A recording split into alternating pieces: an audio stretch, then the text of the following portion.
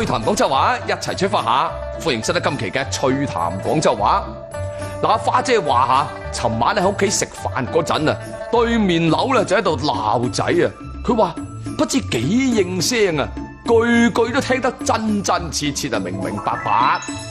嗱，粵語當中有應聲咁嘅講法，咩為之叫應聲咧？即係佢啲聲音好入耳，聽得好清楚，聽得好明亮，好響耳咁解，就為之叫做應聲啦。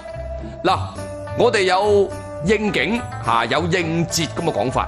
所謂嘅應景即係咧有啲嘅說話啦，或者啲文字一啲嘅作品啦好適合當時嘅情景，同咧當時嘅情景咧係撞到正嘅，就為之叫做應景。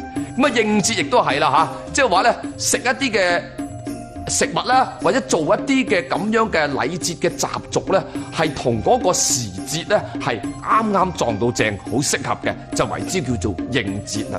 咁同樣粵語當中嘅呢個應聲都係咁樣，即係話咧外間傳嚟嘅聲音同隻耳仔係撞到正嘅，就為之叫做應聲，即係嗰啲聲音傳過嚟咧係好響耳、好清楚嘅，就係應聲啦。嗱，我哋可以咁樣造句嘅。街口掘路，哇！呢度都咁應聲嘅。嗱，講起應聲呢樣嘢就諗起有啲朋友咧，哪怕係咧樓上開衝擊鑽，再應聲都好，佢都可以恨到嘅一聲嘅。而有啲朋友咧，真係好話唔好聽，街口有人咳一聲都可以嘈得醒佢噶。嗱，喺現代呢個咧壓力咁大嘅社會啊，真係能夠恨得到個好覺。